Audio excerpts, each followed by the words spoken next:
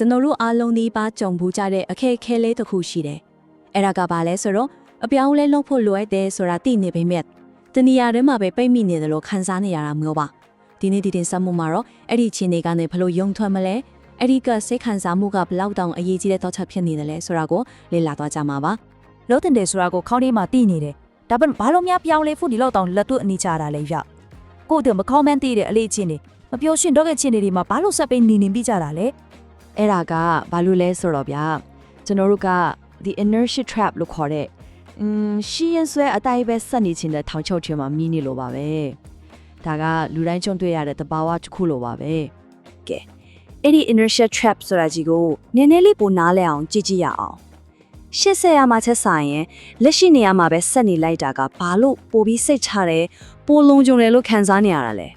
ဲဥပမာလေးကြည့်လိုက်ရအောင်လေကိုယ့်အကောင်းဆုံးတော့မဟုတ်ဘူးဒါမှမဲ့လည်းလုံနေရတဲ့အလုပ်တွေတိတ်ပြီးမပြည့်စုံတော့တဲ့ဆက်ဆံရေးတွေဒါမှမဟုတ်ခင်နှောင်ကြားနေပြီးဖြစ်တဲ့လုပ်ငန်းပုံစံတွေပေါ့ဘာလို့အဲ့ဒီမှာပဲဆက်ပြီးတွေ့ကတ်နေကြတာလဲဆိုတော့အဓိကအပြောင်းလဲလုပ်လိုက်ရင်ဘာဖြစ်လာမလဲမသိတဲ့ကြောက်စီပေါ့ကိုနေဝိနေတဲ့ comfort zone ကိုချင်းချောက်လာတယ်လို့ခံစားရတာအစမပြေပြီးမဲ့ရင်းနှီးနေတဲ့အရာကအစ်အဆန်တက်ပိုလုံးကြုံတယ်လို့စိတ်ကထင်နေတာကိုဟုတ်ပြီပြဿနာကတော့ဒါပဲအခုအဖြေကိုရှာကြမယ်တကယ်ပြောင်းလဲတော့ချက်ကလေးကျွန်တော်တို့တွေးနေတာတွေထက်ကျွန်တော်တို့ခံစားနေတာတွေကပိုအရေးကြီးတယ်တင်းစကားကအရန်ကိုအတဲ့ပဲရှိတယ်စိတ်ခံစားမှုပိုင်းဆိုင်ရာအပြောင်းလဲကအပြုမှုပိုင်းဆိုင်ရာအပြောင်းလဲမတိုင်ခင်အမြဲတမ်းအရင်ဖြစ်လာတယ်ဆိုလိုတာကခေါင်းထဲမှာဒါပြောင်းလဲတဲ့တယ်လို့သိနေုံနဲ့ဘာမှဖြစ်မလာဘူးလက်လုံးသားက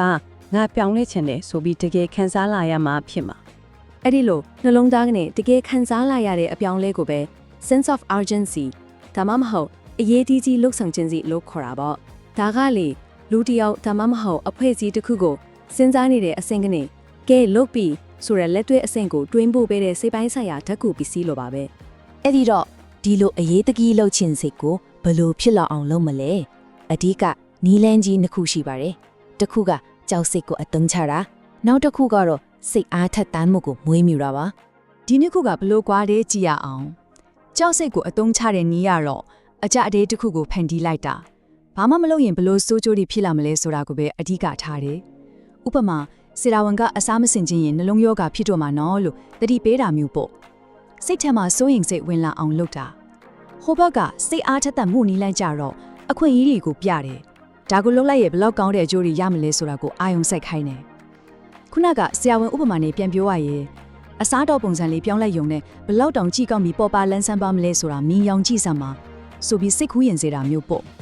ဒါပေမဲ့လေဒီနီလန်းနှစ်ခုကနီလန်းမတူပေမဲ့ပန်းတိုင်ကတော့တစ်ခုတည်းပါပဲအဲ့ဒါကဘာလဲဆိုတော့ကျွန်တော်တို့ကိုအခုနေတဲ့တက်တောင်တက်တာဇုံကနေအပြင်ကိုဆွဲထုတ်လိုက်တာပဲအဲ့လိုဆွဲထုတ်လိုက်မှစိတ်ခံစားမှုကပြောင်းသွားတာပါကဲ theory တွေကတော့ဒီလောက်ပဲအခုလက်တွေ့ဘဝမှာကိုဒီစိတ်ခံစားမှုဆိုင်ရာအပြောင်းလဲတွေကဘယ်လိုအလွတ်လွတ်တလဲဆိုတာကိုစိတ်ဝင်စားစရာဥပမာလေးတွေနဲ့ကြည့်လိုက်ကြအောင် The Biggest Loser ဆိုတဲ့ TV show ကိုမှတ်မိကြအောင်မလားအဲ့ဒီကပြိုင်ပွဲဝင်တွေကလေအိမ်မှာတော့ကတော့နှစ်ပေါင်းများစွာဝေချဖို့ကြိုးစားပြီးမဲ့မအောင်မြင်ခဲ့ဘူးဒါပေမဲ့အဲ့ဒီ season နဲ့ရောက်သွားတဲ့အခါမှာတော့ပြင်းထန်တဲ့ညီးပြမှုတွေပြိုင်ဘက်တင်နဲ့ရှင်ပြိုင်ရတဲ့စိတ်လူတွေအများကြီးကကြည်နေတဲ့ဆိုတဲ့ဖိအားအဲ့ဒီအရာတွေအားလုံးကသူတို့မှအငြင်းကမရှိခဲ့တဲ့အားကောင်းတဲ့စိတ်ခံစားမှုအသစ်တွေကိုမွေးဖွားပေးလိုက်တယ်အဲ့ဒီအခါမှာပဲအန်လုံးစရာကောင်းလို့အပြောင်းလဲသွားကြတော့တာပဲအထူးတက်ဖွဲတွေရဲ့လေ့ကျင့်ရေးစခန်းတွေမှာလည်းအဲ့ဒီလိုပါပဲတမန်ရှိမဆိုရင်ကိုမဒီလောက်စွာရှိမှတော့မသိတဲ့စစ်သားတွေကအဲ့ဒီမှာတော့သူတို့ရဲ့အရေးချင်းစက်မှန်ကိုရှာတွေ့တာကြတယ်။ဘာကသူတို့ကိုတွန်းအားပေးတာလဲ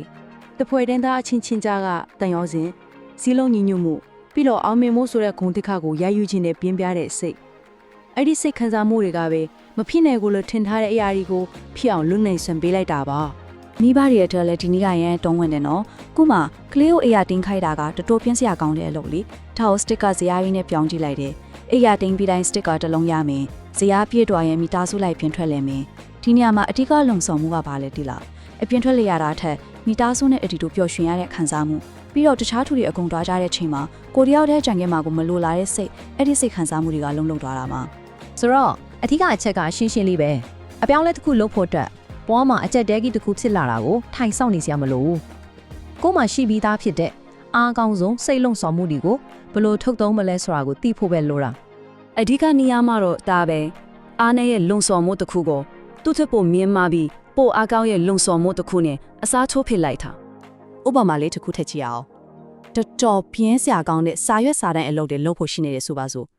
ဒီတိုင်းဆိုရင်တော့လုပ်ချင်စိတ်ရှိမှာမဟုတ်ဘူးဒါပေမဲ့ဒီအလုပ်ကိုကိုလက်တွဲဖော်နဲ့ချိတ်လိုက်မယ်ကဲတို့နှစ်ယောက်ဒီအလုပ်တွေအတူတူအပြီးလုပ်ချမယ်ပြီးတာနဲ့ညဘက်ပျော်စရာကောင်းတဲ့တင်တာထွက်စားကြမယ်ဆိုပြီးပန်းထန်တစ်ခုချလိုက်တယ်အဲ့ဒီခါမှာဒီအလုပ်ကိုပြင်းစရာကောင်းတဲ့ဒီကိုတော့အလုပ်မဟုတ်တော့ဘူးနှစ်ယောက်အတူတူမျောလင်းဆောင်စားရတဲ့ပျော်စရာပန်းထန်တစ်ခုတည်သွားရော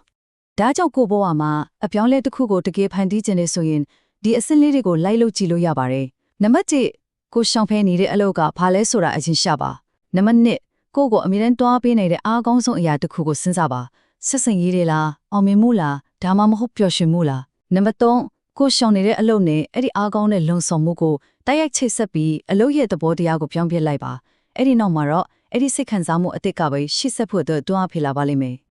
ကဲဒီနေ့တင်ဆက်မှုကိုမပိတ်သိမ်းခင်မှာစဉ်းစားကြည့်ဖို့မေးခွန်းလေးတစ်ခုထားခဲ့ချင်ပါတယ်အခုကျွန်တော်တို့ဆွေးနွေးခဲ့ကြတယ်လို့ပဲကိုယ့်ရဲ့စိတ်လုံးစော်မှုကိုအစားထိုးပြောင်းလဲလိုက်ခြင်းအပြင်ဘယ်လိုပန်းတိုင်တစ်ခုကိုအောင်မြင်အောင်လှုပ်ဆောင်သွားနိုင်မလဲ